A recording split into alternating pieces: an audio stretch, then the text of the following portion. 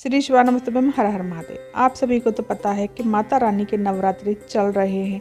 अब कुछ ही दिन शेष बाकी रह गए हैं। दोस्तों, पूज्य गुरुदेव की कथा सुन करके और समझ करके मैं 2 उपाय लेकर के आई हूँ जो कि नवरात्रि के दिनों में करने हैं आपको। अगर आपकी कोई मनोकामना है तो उसके लिए उपाय करना है, या आपके घर में कोई रोग बीमारी है, या लोग चिड़चिड़ करते हैं, लड़ाई झगड़े करते हैं, टेंशनें रहती हैं, तो आपको चलिए जानते हैं ये उपाय हमें किस प्रकार से करना है। पहला उपाय करना है दोस्तों 3 कनेर के पुष्प का। 3 कनेर के पुष्प लेने हैं दोस्तों। आपको ये उपाय अपने घर पर भी कर सकते हैं। ऐसा इसमें कोई बाउंडेशन नहीं है कि आप मंदिर में ही जाकर के करें। आप इस उपाय को अपने घर पर भी कर सकते हैं। और ये उपाय आपको सुबह से लेकर के शाम तक, जब कभी भी आपके दिमाग में आ जाए, जब कभी आपको याद आ जाए, तब भी आप ये उपाय कर सकते हैं। और आपको लेना है एक शमी पत्र। शमी पत्र भोलेनाथ को बहुत प्रिय है। ये शमी पत्र माता रानी के नए शुरू से पैदा हुआ है और नवरात्रि चल रहे हैं, तो भोलेनाथ को शमी पत्र हमें जरूर समर्पित करना चाहिए। तो आपको क्या करना है, एक तांबे का कलश ले लेना है, उसमें जल भर लेना है। आपको अपने घर से ही रसोई से भरना है दोस्तों। इससे वास्तु दोष, पितृदोष, कालसर्प दूर होते हैं और नवरात्रि के दिन चल रहे हैं। उसमें थोड़ा सा हमें गंगाजल जरूर डालना है। माता रानी के पवित्र और पावन दिन है। गंगाजल डाल करके आपको सीधे देवादेव महादेव के शिव मंदिर पहुंचना है। आपको ये सप्तमी तिथि के दिन कर लीजिए, अष्टमी के दिन कर लीजिए, नवमी के दिन कर लीजिए। ये उपाय आपको इन तिथियों में कभी भी कर लेना है। कुछ तिथि ही बाकी बची हैं। तो आपको क्या करना है, फिर वहाँ पहुँच करके सबसे पहले हमें जो कनेर का पुष्प लेकर के गए हैं उसे माता अशोक सुंदरी के स्थान पर समर्पित करना है। अब आप ये कहेंगे कि माता अशोक सुंदरी के ही स्थान पर क्यों समर्पित करना है? माता अशोक सुंदरी भोलेनाथ की सबसे छोटी पुत्री हैं, तो उनकी बात तो भोलेनाथ को माननी पड़ेगी। जब अपने घर में कोई छोटा बच्चा होता है तो जब वो जिद करता है तो उसकी बात बड़ों को माननी पड़ती है।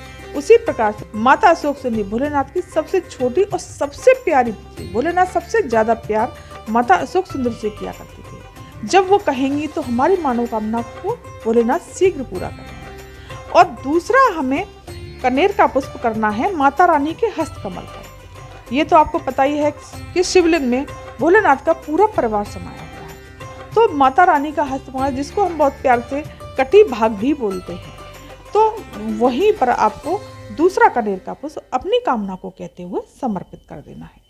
फिर तीसरा कनेर का पुष्प आपको भोलेनाथ की शिवलिंग पर समर्पित करना है। श्री शिवाय नमस्तुभ्यम मंत्र का जाप करते हुए और भोलेनाथ का कोई सा भी प्रार्थना बोलते हुए। फिर उसके पश्चात आपको क्या करना है कि एक शमी पत्र, जो कि लास्ट शमी पत्र बचा है, उसको हमें कहाँ समर्पित करना है? जहाँ से जो जल नीचे गिरता है, बिल्कुल गिरने ही वाला होता है, उस जगह पर बिल्कुल अशोक सुंदरी के स्थान से थोड़ा सा आगे की तरफ बिल्कुल गिरने वाला होता है, वहीं पर आपको वो शमी पत्र अपनी कामना को कहते हुए समर्पित कर देना है। और फिर आपको शिवलिंग पर श्री शिवाय नमस्तुभ्यम मंत्र का जाप करते हुए सारा जल समर्पित कर देना। भोलेनाथ निश्चित ही आपकी कामना को पूरा करेंगे और माता रानी की कृपा तो आपके ऊपर बनी रहेगी। अशोक सुंदरी माता रानी आप दोनों के ऊपर कृपा बरसा करके आपकी कामना को पूरा करेंगे। तो चलिए जानते हैं दोस्तों दूसरा उपाय है शहद से और 3 शमी पत्र। चलिए जानते हैं ये किस प्रकार से करना है। अगर कोई भी व्यक्ति आपके घर में बीमार है और या फिर आपके घर में लड़ाई करता है, क्रोध करता है, झगड़े करता है, उसके लिए आपको उपाय करना है। आपको अपने घर में भी कर सकते हैं ये उपाय और मंदिर में भी कर सकते हैं। वैसे मंदिर में करें तो ज़्यादा फल मिलता है, ये तो आप सभी जानते हैं। तो आपको मंदिर जाना है, एक तांबे के कलश में जल भर करके ले जाना है और आपको मंदिर पहुँच करके सबसे पहले माता अशोक सुंदरी के स्थान पर जो शहद लेकर के गए हैं वो शहद का लेपन कर देना है। उस शहद का लेपन करने के पश्चात उस जगह पर से पूरी तरह से लेपन कर देना है। फिर उसी शहद को आपको अपने हाथों से निकालना है। हाथ से निकाल करके शिवलिंग पर वही शहद, आपको दूसरा शहद नहीं लेना, जो माता अशोक सुंदरी के स्थान पर शहद लगाया है उसी शहद को निकालते जाइए और शिवलिंग पर आपको लगाना है, लेपन करना है। और आपको हाटकेश्वर महादेव का नाम बोल करके और उस व्यक्ति का, जो रोगीला व्यक्ति है, उसका नाम और गोत्र बोलना है, या जो व्यक्ति लड़ाई करता है, झगड़े करता है, उस व्यक्ति का नाम और गोत्र बोलना है। बोल करके शिवलिंग पर, पूरी शिवलिंग पर शहद का लेपन कर देना है। फिर आपको क्या करना है, जल आपको हाटकेश्वर महादेव का नाम लेकर के उसका नाम गोत्र बोल करके जल समर्पित कर देना है। अब आप ये सोच रहे होंगे कि समीप पत्र का क्या करें।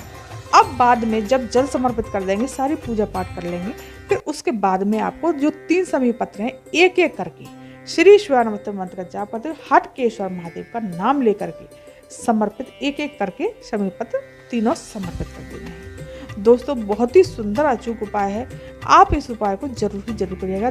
मात्र 3-4 दिन रह गए हैं नवरात्रि के, तो आपको चूकना नहीं है, ये उपाय जरूर करने हैं। तो दोस्तों ये थी जानकारी आज की।